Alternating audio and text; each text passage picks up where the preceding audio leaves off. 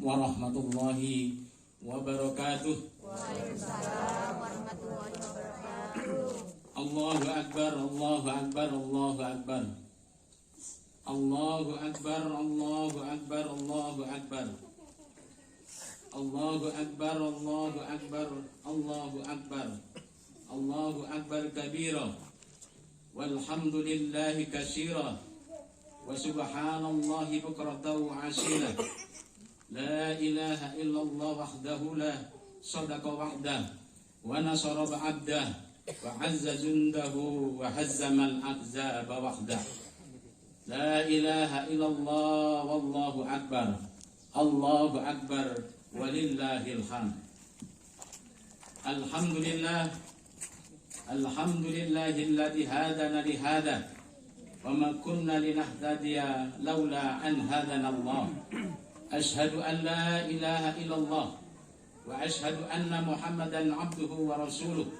Allahumma salli ala sayyidina Muhammadin wa ala alihi wa ashabihi ajma'in. Amma ba'du. Wa ya ayyuhan nas ittaqullaha haqqa taqwah. Kama qala ta'ala ya ayyuhalladzina amanu ittaqullaha haqqa tuqati wa la tamutunna illa wa antum muslimun. Wa'lamu anna yawmakum hadha yawmun 'adim wa 'idul karim. Akhalallahu lakum fihi ta'am. Akhalallahu lakum fihi ta'am wa harama 'alaykum fihi syiyam. Fahuwa yawmun tasbih wa tahmid wa tahlil wa ta'dim fasabbihu rabbakum fihi wa adimuhu wa tubu ilallahi. Ayyuhal hadirun, usikum wa nafsi bittaqwallah faqad fazal muttaqun. Wa qala ta'ala fil Qur'anil azim, a'udzu billahi minasy syaithanir rajim. Tabarakalladzi biyadihil mulku wa huwa ala kulli syai'in qadir. Alladzi khalaqal mauta wal hayata liyabluwakum ayyukum ahsanu amala wa huwal azizul ghafur. Hadirin, pada hari ini kita semuanya melaksanakan sholat Idul Fitri sebagai rangkaian daripada kegiatan kita selama 1 bulan penuh. Kita melaksanakan puasa Ramadan, yang dimana di bulan Ramadan itu banyak sekali pelajaran yang kita ambil, banyak sekali hikmah yang kita petik dalam kehidupan kita sebagai pribadi muslim, sebagai umatan muslim, umat muslim yang setiap ritual setiap tahunnya kita menjumpai Ramadan. Dan mudah-mudahan kita berdoa bersama-sama akan tetap dijumpakan lagi kepada Ramadan yang akan datang. Salah satu daripada hikmah yang terkandung pelajarannya di bulan Ramadan itu adalah kata Rasulullah Sallallahu Alaihi Wasallam di dalam hadis qudsinya itu, Allah mengatakan as-siyamu junnatun. Siyam puasa itu junnatun. Junnatun itu tameng, benteng, perisai dalam bahasa Indonesia. Tameng, benteng yang membentengi diri kita. Kata Allah Subhanahu wa ta'ala, asyamu junnatun minan nar. Kah junnatun ahadukum minal qatal. Kata Allah menegaskan bahwasanya puasa yang kita lakukan, baik puasa itu di bulan Ramadan atau puasa sunnah atau puasa yang kita lakukan ketika kita punya hajat, yang itu disebut dengan kita melakukan itu karena kita berikrar ingin berpuasa. Nah, itu adalah junnatun. Junnatun itu tameng, lebih-lebih di bulan Ramadan. Di bulan Ramadan itu menamengi apa? Minanna, dari adab neraka. Kata Allah, kajunnatun ahadukum minal qatl. Kata Allah Subhanahu wa ta'ala, tameng itu, katanya itu, seperti ketika kita ini berperang. Jadi berlindung dari senjata-senjata yang bisa membunuh kita, sehingga kita akhirnya menjadi kalah. Jadi ditamengi supaya kita ini menang di dalam, kita rayakan sekarang ini di dalam Idul Fitri, hari kemenangan. Salah satunya yaitu bermakna bahwasanya tameng itu adalah kita ini menamengi dari perbuatan keji dan amalan yang tidak layak dengan ibadah berpuasa itu. Apa perbuatan keji itu? Wa idza kana ahadukum shaiman fala yarfus. Jika kalian itu berpuasa, maka janganlah kalian itu berkata rafat.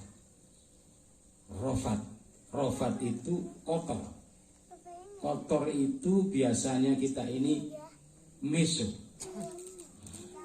Meso itu perkataan-perkataan yang mengundang arti jorok, jelek.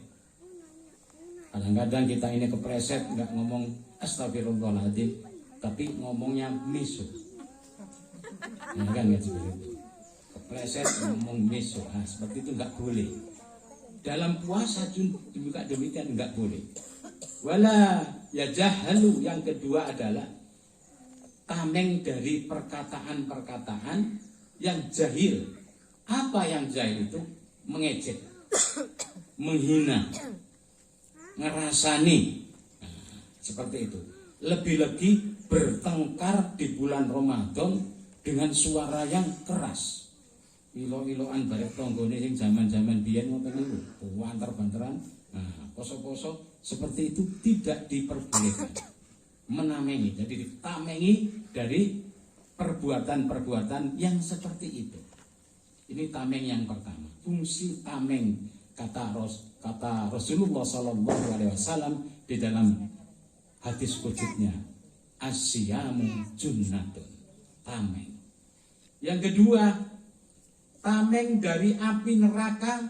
Bila puasa menjadikan benteng dari perbuatan di dunia ini, perbuatan maksiat di dunia ini, maka di akhirat nanti kita juga akan ditamengi oleh Allah Subhanahu wa ta'ala dari adab neraka. Kalau kita sudah melaksanakan puasa kemarin itu, sudah bisa membentengi diri kita dengan tidak melakukan perbuatan-perbuatan yang keji yang seperti itu, perbuatan maksiat, lebih-lebih perbuatan dosa, maka Allah Subhanahu wa ta'ala di hari akhirat nanti akan memberikan tameng, dijauhkan dari api neraka. Tetapi juga kalau kita ini puasanya tetap puasa cuma hanya menahan lapar dan haus saja, perbuatan-perbuatan keji, perbuatan maksiat, perbuatan jahil masih kita lakukan, perbuatan dosa masih kita lakukan, tidak ada itu yang namanya tameng di hari akhirat. Jadi diingatkan seperti itu. Puasa kita kemarin, apakah kalau seumpamanya kita melaksanakan puasa, masih tetap melaksanakan puasa dengan baik, atau melakukan puasa dengan cuma hanya menahan lapar dan dahaga saja. Kalau semuanya menahan lapar dan dahaga saja, ya tidak kita dapatkan tameng itu. Tetapi setidak-tidaknya Allah Subhanahu wa Ta'ala, kalau orang itu memang betul-betul berpuasa, maka mereka itu sudah mendapatkan tameng dari perbuatan-perbuatan keji itu tadi. Yang ketiga adalah puasa adalah alat. Tameng itu adalah alat. Puasa ini adalah alat untuk membentengi diri kita, sebagaimana perisai itu membentengi badan kita dari bidikan anak panah. Jadi orang yang berperang, kalau disebut tameng, itu kan supaya tidak kebidik panah. Makanya panahnya nggak bisa mancep ke badan kita karena ada tamengnya. Demikian juga puasa yang kita lakukan kemarin itu membentengi kita dari perbuatan-perbuatan itu tadi, yang membahayakan diri kita, yang menghancurkan diri kita dari kebinasaan.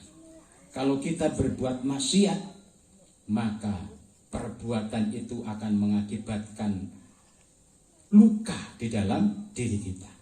Demikian juga ketika kita berperang tanpa tameng misalkan, maka anak panah itu melukai diri kita, sehingga luka itu akan membekas pada diri kita dan merasa sakit, sehingga kita merasakan ketidaknyamanan dalam hidup.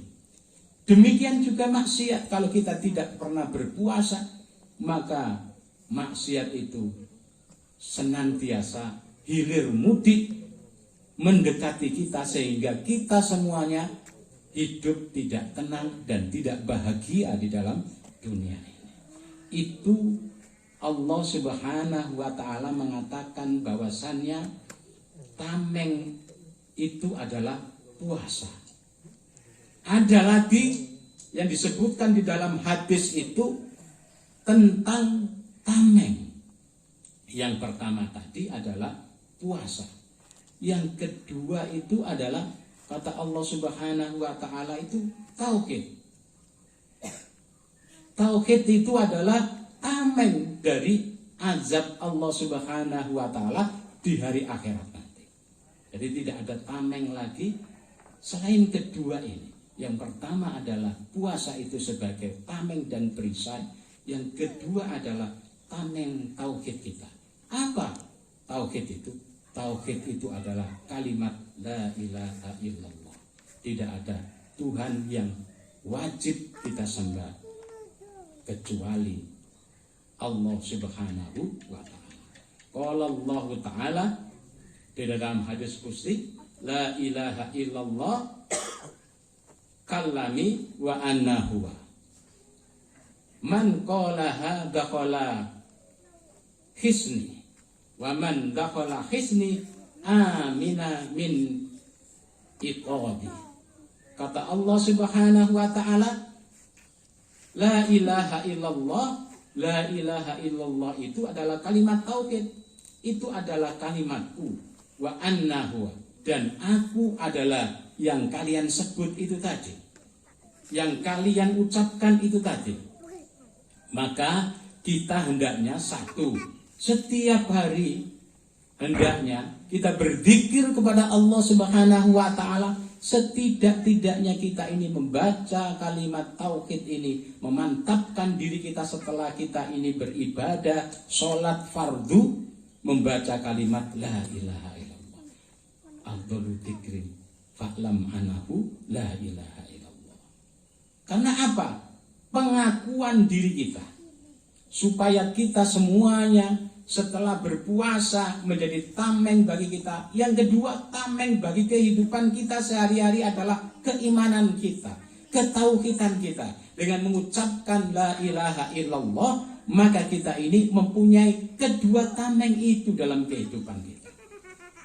Siapa yang mengatakan dzaqalal hisni, maka siapa yang mengucapkan, ia mendapatkan penjagaan dariku, tameng dariku.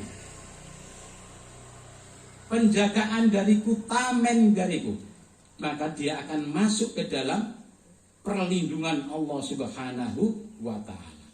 Wa man dakhala hisni, dan ketika itu dia itu mendapatkan perlindungan dariku, amina min iqabi, maka dia aman dari azab neraka, dari azabku. Karena Allah Subhanahu wa taala menganggap kula lan panjenengan sedaya, kita semuanya ini adalah hamba-hambanya yang tunduk dan patuh kepada Allah Subhanahu wa taala. Yang pertama yang harus kita lakukan kalau kita memang betul-betul mengucapkan la ilaha illallah, maka yang pertama adalah yang disebut dengan ilahiyah. Di dalam penyebutan kata-kata la ilaha illallah, sambil berkata itu kita berjanji, berikrar pada diri kita bahwasanya saya akan taat dan patuh terhadap perintah-perintah Allah dan menjauhi segala larangan-larangan Allah. Itulah yang disebut dengan ilahiyah.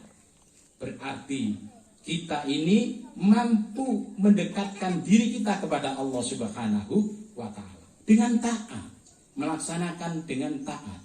Maka panggilan berpuasa itu dipanggil oleh orang-orang yang berikrar asyhadu alla ilaha illallah, yang disebut dengan orang yang beriman. Maka kata-kata panggilan itu ya ayyuhalladzina amanu kutiba alaikumusiyam. Hai orang-orang yang beriman, kerjakanlah berpuasa. Diwajibkan atas kamu untuk berpuasa. Orang yang beriman itu yang akan mendapatkan panggilan dari Allah Subhanahu wa taala. Berarti orang-orang yang tidak berpuasa, mereka itu bukan orang-orang yang beriman karena tidak mengerti, dan mereka itu bukanlah hamba-hamba Allah Subhanahu wa taala yang dalam diri hati mereka itu disebut dengan ketaatan ilahiyahnya. Ini yang pertama. Yang kedua adalah insaniyah. Kalau kita sudah menyebut kalimat tauhid la ilaha illallah itu, maka kita semuanya hendaknya melakukan kegiatan itu tidak hanya ritualitas ibadah kita kepada Allah Subhanahu wa taala, tetapi segala aktivitas kita ini hendaknya bisa memberikan kemaslahan dan kemanfaatan kepada orang lain. Kata Allah, kata Rasulullah Sallallahu Alaihi Wasallam, khairun nas anfa'uhum linnas. Sebaik-baik manusia adalah mereka yang bermanfaat untuk orang lain. Jadi seperti itu. Maka Idul Fitri ini, kita ini tidak hanya sekedar taat kepada Allah Subhanahu wa taala, menjalankan ibadah, menjalankan ritual keagamaan, tetapi kita hidup di dunia ini bermanfaat untuk orang lain. Maka perintahnya wa aminu wa amilus sholihah, beriman dan beramal soleh kepada sesamanya, itulah yang disebut dengan insaniyah. Jadi kalimat tauhid itu berfungsi satu ilahiyah, yang kedua adalah insaniyah, bermanfaat untuk orang lain dalam kehidupannya. Sedikit-sedikit mengutamakan tonggone. Yang kedua, mengutamakan saudara-saudaranya, mengutamakan kepentingan-kepentingan karib kerabatnya, saudara dan saudara yang terdekat. Itulah yang disebut dengan insaniyah. Yang ketiga, yang terakhir ini adalah akhlakiyah. Jadi ada korelasi, ada hubungan bahwa kita ini taat kepada Allah, bermanfaat untuk orang lain. Yang ketiga adalah akhlak kita. Akhlak kita adalah harus mulia. Yang tidak boleh kita ini melakukan sesuatu tujuan hidup dengan segala cara. Berarti itu tidak berakhlak mulia. Untuk membina rumah tangga yang gemari polo jinawi, memberikan nafkah kepada istrinya dan anaknya. Tidak harus kita lakukan dengan segala cara untuk kita bekerja, tetapi kita pilih, kita carikan nafkah kepada istri dan anak-anak kita ini dengan nafkah yang halal. Supaya apa? Hasilnya itu membawa berkah kepada keluarga kita. Makanya kita semuanya ini, tingkah laku kita, baik dalam kehidupan kita ini, di samping kita beribadah kepada Allah, baik dengan orang lain, akhlak kita ini harus akhlak yang terpuji. Maksudnya itu adalah bekerja kita, itu bekerja yang terpuji, yang diperintahkan oleh Allah dengan cara mendapatkan yang halal, supaya kita ini berkah. Ada satu kisah Rasulullah Shallallahu Alaihi Wasallam ketika itu ada orang Badui jauh ingin berdoa di dekat Ka'bah. Dia mengangkat tangan, ya Rob, ya Rob. Dia mengangkat tangan, ya Robbi, berilah saya ketenangan hidup, berilah saya kemudahan untuk mencari nafkah dan lain sebagainya. Dia berdoa seperti itu. Tapi apa kata Rasulullah? Sayang sekali, kata Rasulullah, mereka itu tidak bisa diterima. Karena apa? Doa-doanya itu karena minumannya adalah minuman haram, makanannya dihasilkan dari makanan yang haram, pakaiannya yang mereka pakai pun juga dari perolehan nafkah yang haram. Maka Rasulullah berkata, bagaimana mungkin Allah mengabulkan doa-doanya itu? Jauh-jauh kita ini, perumpamaan kalau seumpamanya menjadi orang itu sudah jauh dari kiblat kita, Ka'bah kita. Datang ke sana terus berdoa, ya Rob, anak saya ya Rob, belum dapat jodoh ya Rob. Seperti itu misalkan. Mudahkanlah jodohnya. Tetapi kita membiayai anak-anak kita dengan harta yang tidak diperkenankan di dalam agama kita. Maka doa itu akan tidak dikabulkan oleh Allah Subhanahu wa Ta'ala. Maka mari kita pada hari ini bersama-sama untuk komitmen menerapkan dalam hati kita, supaya kita bersama menginspirasi diri kita masing-masing dari Ramadan yang sudah kita lalui ini untuk menjadi pelajaran bagi kita yang lebih baik lagi dalam iman, ilmu, dan amal kita. Kita, amal perbuatan kita yang terbaik kita persembahkan kepada Allah Subhanahu wa Ta'ala. Karena sesungguhnya Allah Subhanahu wa Ta'ala itu menerima amal perbuatan kita, yaitu dengan perbuatan yang baik, yang terbaik, yang ikhlas karenanya. Maka bersama-sama kita berdoa, mudah-mudahan kita semua yang hadir pada kesempatan kali ini mendapatkan pertolongan dari Allah Subhanahu wa Ta'ala, diberikan Allah Subhanahu wa Ta'ala ketakwaan, diberikan Allah Subhanahu wa Ta'ala kekuatan iman, supaya kita bisa menjalankan kehidupan kita dengan baik dan kita konsisten terhadap kebaikan-kebaikan itu. Allahumma ghafir lil mu'minina wal mu'minat wal muslimina wal muslimat al ahya'i minhum wal amwat.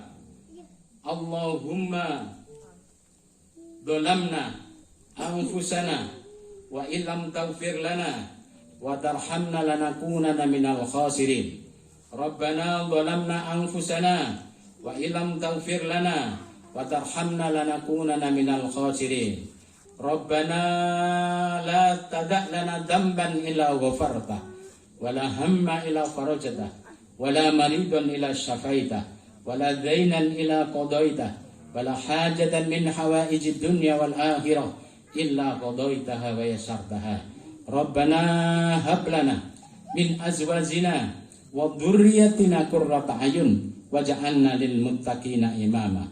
Rabbana la tuzigh qulubana ba'da idh hadaitana wa hab lana min ladunka rahmah innaka antal wahhab. Rabbana atina fid dunya hasanah wa fil akhirati hasanah wa qina adzabannar.